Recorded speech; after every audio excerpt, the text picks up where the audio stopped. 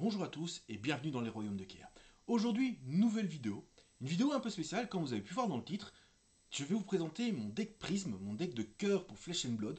C'est mon deck, voilà, c'est celui sur lequel j'ai complètement flashé, qui m'a fait rentrer dans Flesh and Blood. Mais aussi, surtout, comme vous avez pu le voir, il y a un giveaway. J'ai eu l'immense honneur et l'immense plaisir de recevoir un colis de la part de Legend Story Studio via Romain qui s'occupe de Legend Story Studio, qui travaille pour Legend Story Studio et qui s'occupe de toute la partie européenne, francophone et non francophone et qui vous permet excuse-moi, de faire vos tournois dans vos locaux et tout. Et ça c'est cool. Et il m'a envoyé deux Armory Deck. Et ces Armory Deck en fait, je pouvais en faire ce que je voulais et j'ai décidé de les partager avec vous. Et oui, je vais vous les offrir. Pour participer, c'est extrêmement simple. Il faut déjà liker la vidéo, être abonné, et, donc ça c'est simple, hein, vous l'êtes tous j'espère, et mettre dans les commentaires votre leader préféré. Voilà. Juste ça, votre leader préféré, ou si vous voulez commencer, ben, le leader que vous aimeriez commencer. Voilà. Ça c'est pour participer au giveaway. Vous abonnez, likez la vidéo, et notez votre leader préféré. Et parmi tout ça, il y aura deux gagnants. Deux gagnants, et oui, il y aura deux gagnants au tirage au sort, et qui pourront gagner l'Armory Deck Jarl et l'Armory Deck Gravy Bones. Donc, en plus, c'est des Armory Deck quand même assez puissants. Hein, donc, Gravy, c'est quand même le perso pour l'instant à la mode. Hein. Et Jarl, ben, avec tout ce qui va sortir pour le Mastery Guardian ainsi que l'édition suivante, hein, ce Super Slam, ça c'est vraiment vraiment top. Et déjà, bah, un énorme merci à Romain. Hein, vraiment, un énorme merci de faire confiance à la chaîne et à Legend Story Studio. Donc voilà, ça c'est pour vous les amis. Donc, je compte sur vous. On like la vidéo, on s'abonne et on note dans les commentaires votre leader préféré. Vous avez une semaine. Voilà. À partir du moment de la vidéo, une semaine. Et à partir de la vidéo de mercredi d'après, voilà, ça stoppera tout. Et je ferai le tirage au sort pour le dimanche qui suit. Donc voilà. Et c'est magnifique. Donc ça c'est pour vous les amis. N'hésitez pas à participer au giveaway. Et pour ça, je vais vous montrer pour cela mon deck à moi. Mon leader préféré. Celui qui m'a fait tomber amoureux de Flesh and Blood et que j'adore jouer. Je vous présente la plus belle, la plus merveilleuse, la plus magnifique Prism. Si mon PC veut bien. Ah. Prism Awakener of Soul. Alors, Prism, déjà, elle est totalement magnifique. Hein. Regardez-moi ça en cold foil. Elle est magnifique. On peut voir qu'elle a 80 intelligence, mais qu'elle n'a que 32 points de vie. Ben oui, apparemment, elle est trop forte. Et du coup, ben, elle commence avec moins de points de vie. Je ne suis pas du tout d'accord avec ça. Évidemment, devrait récupérer ses 40 points de vie, moi, je trouve. Alors, qu'est-ce qu'elle nous dit, la petite Prism? Elle nous dit que s'il y a une carte avec le mot Hérald, le nom Hérald dans son nom, hein, est mis dans la soul de Prism. Donc Prism, en plus d'avoir l'armée tout ça, elle a à côté d'elle une zone pour sa soul. Et ben, si j'ai un Hérald qui va dans la soul pendant la phase d'action, je peux aller chercher gratuitement dans mon deck un figment. Je vous montrerai ce que c'est les figments tantôt, évidemment. Et le mettre en jeu. Et après, on remélange la bibliothèque. Et une fois par tour, pour 2, je peux bannir une carte de la soul et je peux réveiller un figment. On verra ce que ça fait tout à l'heure. Voilà ma merveilleuse prisme, mais évidemment, je ne l'ai pas qu'en adulte. Je vais aussi avoir cette merveilleuse prisme Cold Foil avec 16 points de vie. Ça c'est dur, hein. En blitz c'est très dur, mais cette magnifique prisme Cold Foil, regardez-moi cette beauté. Voilà, ça c'est mes deux petits bébés. Trop bien. Alors, on va commencer par l'équipement. L'équipement de Prism, il se trouve ici. Donc, il y a 5 parties d'équipement. Hein. On va avoir pour commencer, mon PC veut bien, voilà, le Halo of Illumination. Donc, la tête. Alors, c'est l'équipement de lumière de tête. En instant, je peux le sacrifier en payant un pitch. Et je mets une carte de ma main dans ma soul. Si c'est une carte lumière, je peux piocher une carte. C'est très très fort. Je vais vous expliquer tantôt pourquoi, mais c'est très très fort. Et sa Spell Void 2, je peux aussi, si je veux, en recevant des dommages d'arcane, la détruire pour prévenir 2 dégâts. Par contre, elle a une défense de 0. Elle n'est pas là pour défendre. Vous allez voir que mon équipement n'est vraiment pas là pour défendre.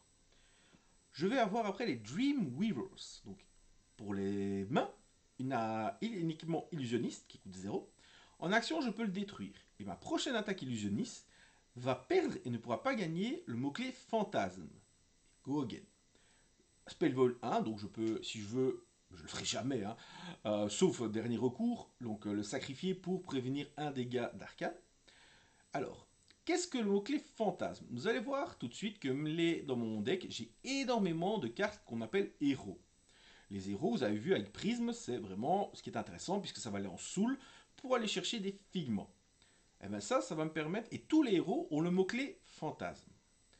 Lui va me permettre de le perdre ce mot-clé pour une de mes attaques et ne pas pouvoir le regagner. On verra tout de suite ce que fait fantasme. Après ça, on va avoir, regardez-moi cette beauté en call foil. Légendaire, légendaire. L'enchantement empyrien. Si une carte avec héros dans son nom a été mise dans l'un de votre héros pendant ce tour, la première capacité du héros que vous activez ce tour-ci coûte 2 de moins. En instantané, une fois par tour, je peux payer 1 et cette carte gagnera parade 1. Donc, la capacité de Prisme de réveiller les figments qui coûte 2, eh ben, si j'ai un héros qui est arrivé dans ma soul ce tour-ci, eh ben, sera gratuite. Donc, très important pour le deck. Les Phantasmal Footstep, encore une petite légende. Oui, vous allez voir que ce deck coûte assez cher. Et j'y ai mis les prix. Alors, vous pouvez avoir une version low cost de Prism, attention, il n'y a pas de souci. Mais vous allez voir que dans ce deck, il va y avoir beaucoup de Marvel. J'ai mis, voilà, c'est mon deck, c'est mon deck principal. C'est le deck, quand j'ai vu les cartes, j'ai fait waouh. Je ne savais même pas comment on jouait ce deck. Je ne savais même pas la puissance qu'avait ce deck. J'ai vu les cartes, j'ai fait waouh, je veux jouer ce deck. Vous allez voir pourquoi. J'espère que vous serez d'accord avec moi pour la beauté des cartes. Donc, Phantasmal Footstep, un équipement illusionniste pour les jambes, toujours défense 0. Alors lui, il est un peu plus complexe. La première fois qu'une attaque illusionniste que je contrôle est détruite avec fantasme, on verra, je peux payer 1, et si je le fais, je gagne 1 point d'action. C'est fort. Whenever you defend with Phantasmal Footstep, you may pay 1 pitch. Donc, quand je défends avec mes Phantasmal Footstep, je peux payer un pitch. Si je le fais, ma défense devient 1. Parfait. Et si les Phantasmal Footstep défendent une non-illusionniste attaque avec 6 ou plus de force, je le détruis, mais je close la combat chain. Ce qui est pas mal du tout. Donc là, moi, à chaque fois, je peux payer 1 pour gagner un point d'action. Ça, c'est cool. Donc là, c'est nickel.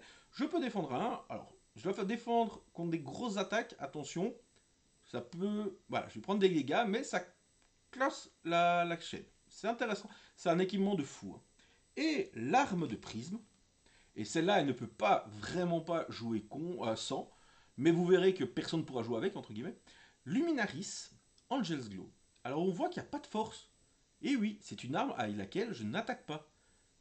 Donc, je n'ai pas d'attaque d'arme. Mais par contre, si j'ai une carte yellow dans ma pitch, donc si j'ai pitché avec une carte yellow, la première action d'attaque avec le nom Herald et ma première attaque d'ange, petit teasing, ma première attaque d'ange, chaque tour à go again. Donc, évidemment, impossible de jouer sans cette carte. Voilà, elle coûte rien. Elle coûte pas beaucoup. Je sais pas si elle existe dans une beauté un peu plus que celle que j'ai là. Moi, j'ai la normale. Je sais pas si, dites-moi, pour ceux qui connaissent un peu plus que moi, si elle existe en Cold Foil ou en Marvel.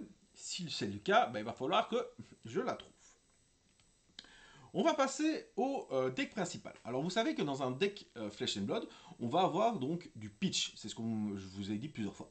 Qu'est-ce que le pitch? En fait, le pitch, c'est quand on met la carte dans la zone de pitch pour avoir du mana, en fait, pour avoir de quoi invoquer des unités, faire des sorts et ainsi de suite, pour attaquer, pour payer les capacités.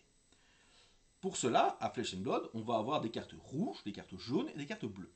Les cartes rouges étant celles qui tapent le plus fort, ou qui ont les sorts les plus puissants, mais elles ne rapportent qu'un pitch, donc on ne peut pas beaucoup payer des choses avec. Les cartes jaunes, c'est les cartes un peu middle, qui eux donnent 2 pitch. Et les cartes bleues, c'est les versions moins fortes, mais qui donnent 3 pitch quand les pitch. Et donc ça c'est intéressant. Le but du jeu, évidemment, est de parvenir à faire un équilibre avec ça. Ce que Prism s'en fout. Prism, c'est 90% du deck jaune. Tout simplement. Mais je vais quand même avoir des cartes rouges et des cartes bleues. On va commencer par les cartes bleues. Et on va commencer directement, les belles pochettes, j'ai plein de pochettes Prism différentes évidemment, par un héros. Comme ça je vous montre en même temps ce qu'est les héros et la règle fantasme. Un héros c'est quoi? C'est quelqu'un qui aura dans son nom héros. On va voir par exemple, on a le héros de protection, le héros chante-guerre, on va avoir le héros du triomphe, on va avoir plein des différents. Donc on se souvient, le coût, le nombre de pitch que vous gagnez si vous pitchez la carte, sa valeur de défense, sa valeur d'attaque et ses règles. Le héros chante-guerre, il dit quoi? Il dit que quand le héros chante-guerre touche, je le mets dans l'âme de mon héros. Ce qui me permet, grâce à la capacité de prisme, à chaque fois qu'un héros va dans mon passe-soul, je peux aller chercher un figment. C'est important, c'est vraiment toute la mécanique du deck. Et il a la règle fantasme. Fantasme, ça dit quoi? Quand cette attaque est défendue par une carte d'action d'attaque non illusionniste, avec au moins 6 de puissance, je détruis ma carte et je termine la chaîne de combat. C'est-à-dire que si j'ai plus rien, plus de points d'action et tout ça, puisque j'ai pas, voilà, je ne peux rien faire. Et oui, c'est très très très compliqué. C'est pour ça qu'on a les bots aussi. Voilà. Donc contre certaines classes, c'est vraiment dur de jouer contre. Contre d'autres, ça va. Mais on a des petites capacités qui permettent de passer outre. On a vu, j'avais les gants. Et on verra quand on verra la dernière partie qui sera le sideboard. On verra que j'ai de quoi gérer ça. Donc le héros champ de guerre, c'est vraiment le héros basique. Mais qui coûte le moins cher. Donc héros champ de guerre, n'oubliez pas que comme il est bleu, sa force est moindre. Donc pour 1, c'est déjà 5. En jaune, pour 1, ce sera 6. Et imaginez en rouge. Pour 1, vous attaquez à 7. Défendez trop. C'est pas mal du tout. Hein. Donc, je vais en jouer 2 en bleu. Et je vais jouer 3 fois en bleu le héros de protection. Le héros de protection, il coûte 2. Il attaque à 5. Voilà, là, vous commencez à connaître. Ce qui est important, c'est vraiment leurs effets. Les effets font quoi? Les effets du héros de protection, c'est que s'il te touche, il touche le joueur adverse. Excusez-moi. Il touche le joueur adverse. En fait, il va dans la soul et il va créer un spectral shield. Qu'est-ce qu'un spectral shield? Un spectral shield, c'est ceci, un bouclier spectral, qui dit que c'est une aura qui va rester en jeu avec parade 1. Ça veut dire que si mon héros devrait subir des dégâts, je préviens un de ces dégâts et je le détruis. C'est très important. Vous allez comprendre pourquoi, mais très important. Donc pour cela, le héros de protection, évidemment, je vais en mettre 3. Regardez celui-là, oh il est trop beau, si je pouvais tous les avoir comme ça. N'hésitez pas à penser à moi si jamais vous avez des cartes, tous comme ça, c'est vraiment top. On va avoir maintenant 3 fois le héros du triomphe. Le héros du triomphe, c'est quoi? Donc il coûte 2, pitch 3, 5, 3, on commence à connaître. On est en bleu, c'est normal. Qu'est-ce qu'il nous dit le héros du triomphe? Le héros du triomphe, il nous dit que les cartes d'action d'attaque ont moins 1 en attaque quand elles défendent. Ça veut dire que pour faire popper le fantasme, il ne faut pas me bloquer avec une attaque de 6. Il faudra me bloquer avec au moins une attaque de 7. Donc ça, c'est très très important pour essayer vraiment que mes attaques passent. C'est important, il faut que mes attaques parviennent à toucher. Hop, on va en avoir 3. Ça, c'est pour les bleus. Vous voyez, très peu de bleus. 8 cartes bleues. Je vais en avoir un peu plus en rouge. Évidemment, je vais en avoir des milliers en jaune. Des milliers, j'exagère évidemment. Hein. Le deck ne fait que 60 cartes. En rouge, qu'est-ce que c'est que ça? C'est pas une illusionniste. Évidemment que c'est pas une illusionniste, mais il va falloir quand même mettre 3 fois Shelter dans notre deck. Qu'est-ce que ça fait cette merveilleuse carte? Regardez, pour rouge, donc ça coûte 0. C'est une réaction de défense qui dit, en instantané, je peux, donc soit en réaction de défense à 4, hop, je réagis, soit en instantané, je peux le défausser, et les 3 prochaines sources de dégâts que j'aurai seront à moins, je préviendrai 1 point de ces dégâts. Excellente carte de défense, évidemment. Excellente carte contre ces vilains sorciers des bois qui lance des arcanes par exemple. Je ne vise pas du tout mon ami Dimitri qui joue Florian. Où on fait des parties de fou, hein. C'est vraiment génial. Et voilà, 3 fois, évidemment, c'est trop fort, on le met. Oh bah regardez, notre héros chant de guerre est de retour, oh, en version full art comme ça, oh là là là, c'est trop beau. Cette fois-ci, donc, c'est la même chose, sauf que cette fois-ci, il a force 7. Ça, c'est super important. Hop, je ne l'aurai qu'une fois, je ne l'ai qu'une fois, je l'ai qu'une fois. Je dois faire des choix, hein, malheureusement. Je vais avoir les héros du triomphe, 2 pour 7. 2 pour 7, c'est insane. Hein. Et vous avez moins 1 en attaque quand vous le défendez. Donc vous devez avoir au moins 7 pour faire péter le fantasme. Je vais en avoir 2. Je vais aussi avoir le héros de protection de nouveau, qui attaque de nouveau à 7, et qui me permet d'avoir un bouclier spectral. On voit que c'est un peu redondant, mais c'est normal, hein, c'est vraiment le squelette de mon deck. Hein. Et enfin, je vais avoir la colère des anges, qui est un instantané de lumière, qui me dit pour 0, la carte action d'attaque ciblée avec héros dans son nom va gagner plus 4 en attaque. Petit instantané, ah, tu bloques, tu fais une réaction de défense, ok, hop, plus 4.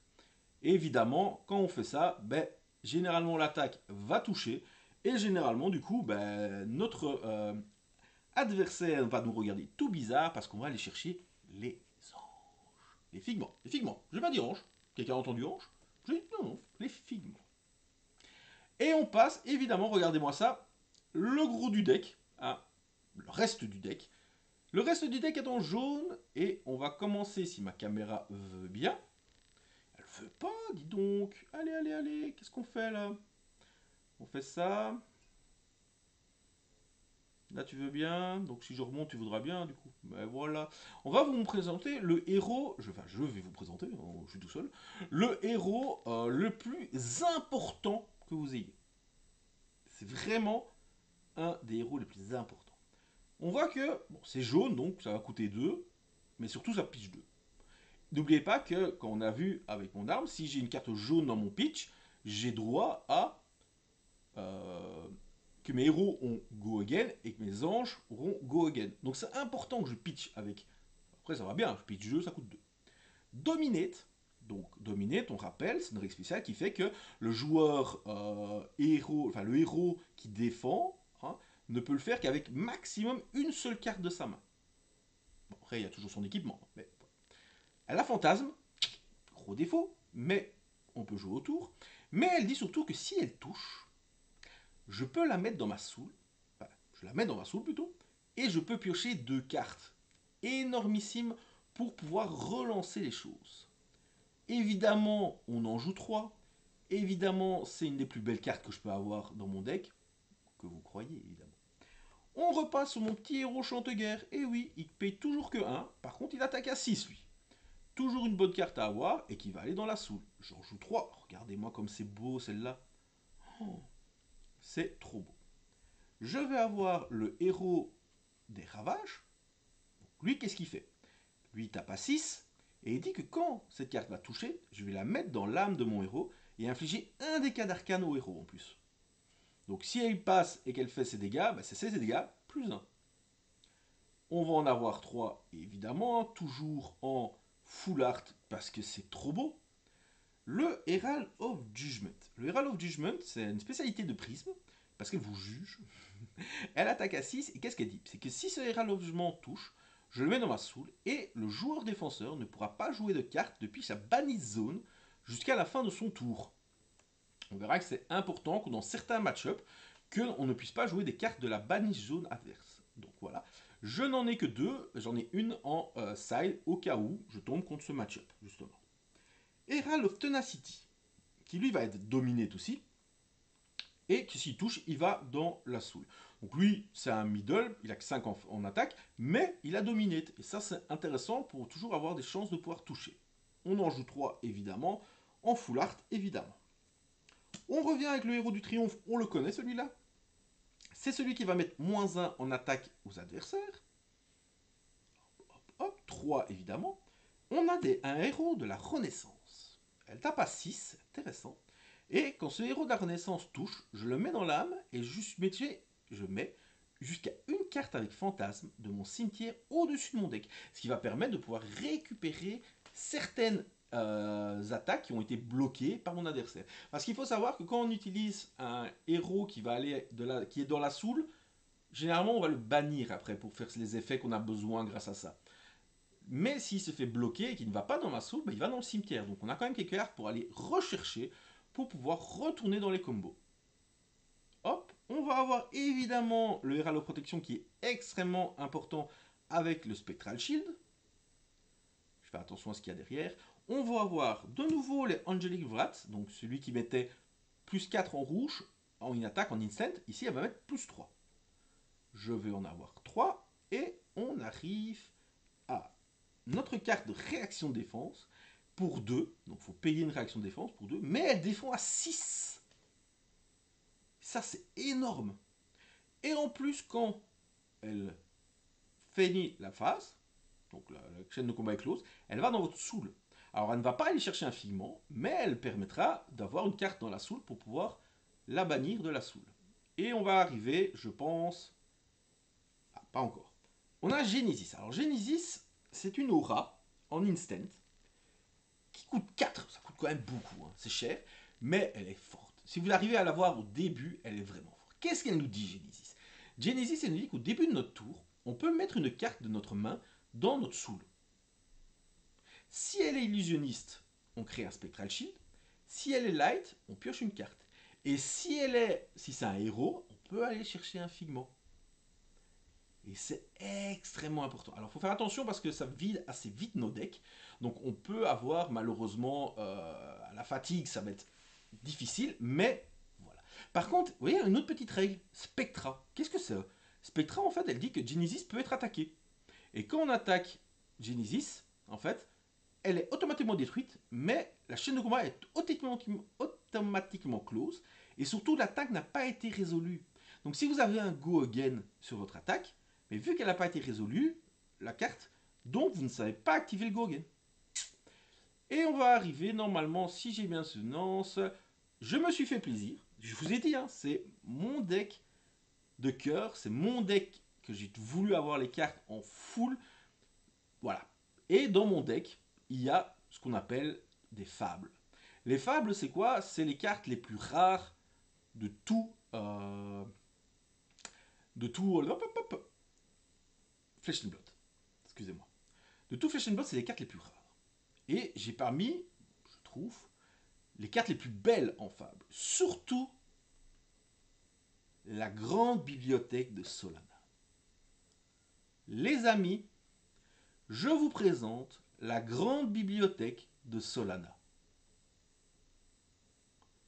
Elle est tout bonnement magnifique. Et en plus d'être magnifique, qu'est-ce qu'elle fait? Alors, petite surprise, elle n'a pas de pitch. On ne peut pas la pitcher. Elle coûte 2. Et en fait, c'est un landmark. En fait, c'est un land qui sera entre les deux joueurs, où les deux joueurs vont pouvoir profiter. Je suis gentil. Je fais profiter de la grande librairie, la grande bibliothèque de Solana, à mes adversaires. Et qu'est-ce qu'elle dit? Donc déjà, elle est légendaire, on ne peut l'avoir qu'une dans le deck. Heureusement. Au début de chaque end phase, si un héros a 2 cartes ou plus jaunes dans sa pitch zone, il va avoir plus d'un intelligence. C'est-à-dire que, fin de mon tour, j'ai pitché avec 2 cartes jaunes, eh ben, j'ai plus d'un intelligence, je passe à intelligence 5, et du coup, je prends pour avoir 5 cartes en main. Très fort. En action, et ça, je vous rappelle, hein, c'est les deux joueurs qui peuvent faire ça. En action, on peut défausser 2 cartes jaunes pour détruire la grande bibliothèque et go again. Voilà. Après, on voit pas beaucoup de decks qui jouent du jaune en fait. À part Prism, il n'y a pas énormément de decks. Et du coup, la grande bibliothèque, elle est vraiment excellente. Mais c'est pas la seule fable. Il y a une deuxième fable dans mon deck. Et la voilà. Light of Sol, la lumière de Sol. Regardez, le petit fable, c'est vraiment le petit ici. Vous voyez, c'est le petit losange orange. Légendaire, je ne peux en avoir qu'une. Mais qu'est-ce qu'elle fait? Là, par contre, on voit, elle a rien. Voilà, elle a que du pitch. En fait, cette carte, elle n'est faite que pour être pitchée. Mais quand vous pitchez cette carte, vous révélez la carte du dessus de votre deck. Si elle est jaune, vous la mettez dans l'âme de votre héros. Si c'est un héros, ça active la capacité. Et donc on va chercher un figment. Dernière carte que j'ai trouvée, il n'y a pas longtemps, elle n'était pas dans mon deck, mais il n'y a pas longtemps, une légendaire, une invocation. Je peux invoquer Suraya. Suraya, vous voyez, elle coûte 2, elle pitch 2, elle est légendaire. Et je peux, quand je la joue, je peux transformer un Spectral Shield que je contrôle. Go again. Mais quand vous transformez le Spectral Shield, comment vous le transformez? Vous le transformez en Suraya, l'archangel du savoir, qui dit que 4-4, pour 2, une fois par tour, quand Suraya attaque, je peux bannir une carte lumière de ma soul. Si je le fais, elle fait un dommage d'arcane à n'importe quel target. Et quand Suraya fait des dommages, il n'est pas spécifié quel dommage, donc aussi bien en attaque, aussi bien ce dit d'arcane, on va gagner autant de points de vie. Et là, on va avoir la règle des anges, parce qu'évidemment, on va voir les anges après. Hein. Les anges, War 4, c'est-à-dire que quand on me fait des dégâts que je ne bloque pas, eh ben, elle prévient jusqu'à 4 dégâts. Mais le problème, c'est que ça ne prévient que d'une source. C'est-à-dire, si vous me faites un rune champ qui passe, que je ne sais pas bloquer le rune champ, bah, évidemment, je vais avoir du coup mon ange qui va se sacrifier, qui coûte 4, enfin qui protège 4 pour juste protéger 1. D'où l'importance des Spectral Shield dans ce deck. On va arriver aux cartes qui m'ont fait donner envie de jouer ce deck. Clairement, c'est les figments. Et les figments, comme vous pouvez voir, je vais vous les montrer évidemment un par un. Les figments, je les ai tous en Marvel. Tous. Marvel, c'est-à-dire en full art, foil, beau, magnifique, avec un arrière, mais tellement beau, parce qu'à l'arrière, il y a les anges. Et donc, je voulais présenter une part. Le figment de Rebirth, donc on va chercher quand un héros se trouve tombe dans la soul de notre de prisme, on a un figment de renaissance, regardez-moi comme c'est beau, qui me dit que quand il arrive dans l'enjeu, je peux mettre une carte jaune d'action de mon cimetière au-dessus de mon deck. Un peu comme le héros qui a fait. Et quand je paye 2, ou gratuitement si un héros grâce à mon torse, quand je paye 2 et que je veux réveiller le figment, je vais réveiller le figment et ce sera Avalon, l'archange de la résurrection. Regardez-moi cette beauté. Dites-moi que vous n'avez pas envie de faire un deck en découvrant les anges. Ils sont trop magnifiques. Et qu'est-ce qu'ils font ces anges? Donc ils sont 4 pour le War 4, 4 d'attaque. Et quand ils attaquent, donc paye 2 pour attaquer, je peux bannir une carte de ma soul. C'est pas obligé, mais je peux bannir une carte de ma soul. Et si je le fais, je mets une carte jaune depuis mon cimetière au-dessus de mon deck. Avalon, l'archange de la Renaissance. Je vais passer après au figment de l'érudition. Le figment d'érudition qui arrive, et quand il rentre en jeu, il fait un token contemplation. Ponder. Que fait le token contemplation? C'est celui-ci. Au début de votre phase de fin, vous détruisez ce jeton et vous piochez une carte, ce qui permet de piocher une carte, pouvoir la mettre en arsenal et puis repiocher. Le figment d'érudition, et il se transforme. Et il se transforme en Suraya, l'archange de l'érudition. J'espère que vous voyez bien, je sais qu'il y a des reflets, mais c'est parce que je les ai double slivés, je les protège évidemment, ils sont tellement magnifiques. Qui dit qu'elle, quand elle attaque, je peux bannir une carte de ma soul pour piocher 2 cartes. Vous imaginez? C'est trop fort. On va passer après au figment de la ténacité. Regardez-moi ce dragon là. Alors lui, il est très peu joué. Généralement, on joue que 7 figments. Mais moi, je m'en fous. Les figments sont trop beaux. J'en joue les 8. Il dit que quand il rentre dans l'arène, ma prochaine attaque aura Dominate. Vous voyez, les Marvel, c'est le petit triangle. Et le figment de la ténacité, il va se transformer en Métis, l'archange de la ténacité. Ça me fait penser aux vieux dessins de style Donjons et Dragons et tout ça des années 80. Je la trouve magnifique. Ils sont tous magnifiques. Je vous montrerai en dernier ma préférée, mais elles sont vraiment toutes magnifiques. Elle dit que quand j'attaque, je peux bannir une carte de ma soul et ma prochaine attaque, mes prochaines attaques, ce tour-ci auront dominé. C'est pas mal, hein? Elle n'est pas jouée, mais je trouve ça vraiment pas mal. On va avoir le figment du triomphe. Je mets celle que je préfère, je la mets à la fin. Ce sera la dernière carte qu'on verra de mon deck. Figment du triomphe, Donc lui, il dit que quand il rentre en jeu, ça c'est très fort à jouer avec le casque pour aller chercher pendant le tour adverse, parce qu'il dit que ou pendant qu'on bloque plutôt chez moi, il y a les deux sont bons à faire. Et en fait, elle fait que toutes les attaques de votre opposant auront -1 en attaque quand elle arrive. C'est très fort, hein, puisque ça permet d'un petit peu contrer les poppers, comme on appelle ça, qui détruisent mes attaques de mes héros, fantasmes. Et il se transforme en Victoria, l'archange du triomphe.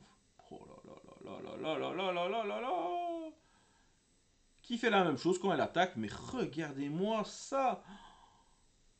Ouais, moi je suis tombé fou de ces cartes. J'ai vu ça, j'ai vu les archanges, j'ai fait ouais, je dois faire mon deck. Mon deck ça doit être ça. Voilà, ce sera mon deck.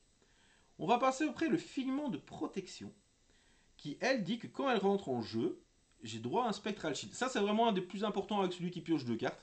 Vraiment. Et quand on la retourne, oh, Aegis, que vous avez déjà vu sur un de mes tapis, hein, qui est mais tellement classe. Regardez-moi les ailes. Regardez-moi ça. Qui dit que quand elle attaque, je peux bannir une carte de ma soul pour mettre 2 Spectral Shield. Ça c'est très très très très très très fort. On va passer au Figment of War, qui dit que quand il arrive en jeu, j'ai un Courage Token. Le Courage Token dit que la prochaine fois que je vais attaquer avec une arme, on s'en fout, ou une action d'attaque, je détruis le token et elle aura +1 en attaque. Ça, vous avez vu tous les tokens que j'utilise en même temps. Le Figment of War, il va se transformer en Bellona, l'archange de la guerre. Oh, les amis, regardez-moi cette beauté. Regardez-moi comme c'est beau. Et Bellona, elle dit que quand elle attaque et que je bannis une carte héros de la soul, en fait, je peux mettre un compteur +1 d'attaque sur chaque autre ange que je contrôle. On va passer au Figment des ravages, qui est l'opposé du Figment de protection. Le Figment de ravage, alors déjà l'image, je la trouve hyper bien. Ça me fait penser à un Dark Souls, c'est vraiment terriblissime. Quand elle arrive en jeu, je fais un dégât d'arcane à qui je veux, et son magnifique ange qui le représente, c'est Sekem, l'archange des ravages. Oh là là là là, regardez-moi ça, mais regardez-moi ça, comme c'est beau. Qui lui, quand on attaque, si on bannit une carte de la soul, elle a +2. Elle fait 2 dégâts d'arcane, excusez-moi. Et ma préférée, le Figment du Judgment. Qui dit quoi, le Figment du Judgment? Il dit que quand elle arrive en jeu, je peux retourner face down une carte de la baniche jaune. Donc ça c'est bien pour gérer les choses qui sont dans les baniches. C'est pas son pouvoir qui me fait plaisir, hein. C'est pas son pouvoir qui me dit que c'est la plus belle. La plus belle c'est son ange. Après, chacun ses goûts, chacun me dira quel ange préfère, mais regardez-moi, Thémis, l'archange du jugement. Alors peut-être c'est aussi parce que je suis balance, du signe de la balance, et peut-être que c'est ça qui fait que mon amour pour cette carte, mais elle est mais tellement classe. Et elle dit que quand elle attaque, je bannis une carte de ma zone Nasoul, je peux bannir une carte de la zone baniche de mon adversaire. On va terminer avec, un peu moins joli, mais tout aussi bien, les cartes que j'ai dans mon side. Donc, je vais avoir des réprimandes célestes pour 0, c'est un instant, qui dit que la carte ciblée qui défend une attaque avec un héros va avoir -2 en attaque. Donc, important pour se défendre si on joue contre des brutes, des gardiens, et des choses vilaines comme ça. J'en ai évidemment 3 dans mon sideboard. Passing Mirage. Ma première attaque à chaque tour d'illusionniste va perdre et ne pourra pas gagner Fantasme. De nouveau, très très fort. Pour 0. Spectra, on peut l'attaquer, mais ça met fin à sa phase d'attaque. Sentinelle Voltaïque. 6 de pitch. C'est cher ça. Par contre, c'est en instantané. C'est une spécialisation de prisme. Et un adversaire ne peut choisir que la sentinelle voltaïque comme cible. Donc je me fais attaquer et le gars va m'atomiser tout ça. Ben c'est pas grave, je pitch 6, je la joue, et il est obligé d'attaquer la sentinelle. Comme c'est une spectre, ça finit avant que l'attaque ne soit résolue, et donc il ne sait plus rien faire. Je vais en avoir 2 dans mon side. Normalement, c'est 3 de base, mais j'ai un peu de mal à la jouer, je vous avoue. Hein, je suis encore un débutant en Flesh and Blood. Donc pour l'instant, j'en mets 2 de side. Il faudrait que j'essaye à la jouer, surtout avec les decks qui vont arriver maintenant. Piercing Reality pour 0 de nouveau. Hein, c'est une aura avec Spectra, mais qui dit que ma première illusionniste attaque a plus de en attaque. C'est pour bourriner un peu, c'est vraiment pratique. Un héros du jugement, je vous ai dit, hein, contre certains decks, j'ai besoin de ma troisième. L'Herald of Sekhem, c'est le tout nouvel Herald qui est sorti dans l'extension IC. Donc voilà, pour 2, 7 d'attaque, 3. Et lui, en fait, il ne va pas dans ma soul. Non. Par contre, quand il dit que quand j'attaque, je peux mettre une carte jaune de ma main dans ma soul.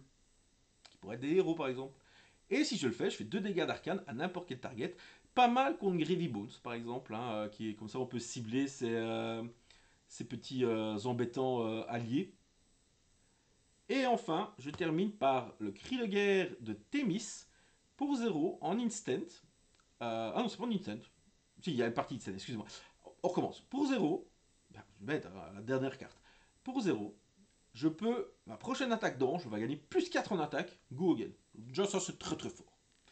Mais, en instant, et c'est souvent ça le plus fort, je vais le discarder, je vais bannir X cartes de ma soul, et je vais retourner face down X cartes de la zone de banish de mon adversaire. Et donc ça, contre des Florian, des Verdance, des Vincent, des Lévia, c'est très très fort. Voilà les amis, on va se finir avec cette magnifique prisme. N'oubliez pas le giveaway. Donc pour gagner un de ces 2 splendides Armory Deck, hein, il suffit de mettre dans les commentaires votre leader préféré, de mettre un petit pouce bleu, celui vers le haut, évidemment, être abonné, et le petit message dans les commentaires. Je vous dis à bientôt, le tirage au sort, enfin la participation se termine mercredi prochain, et les résultats seront le dimanche prochain. A bientôt, et surtout, amusez-vous!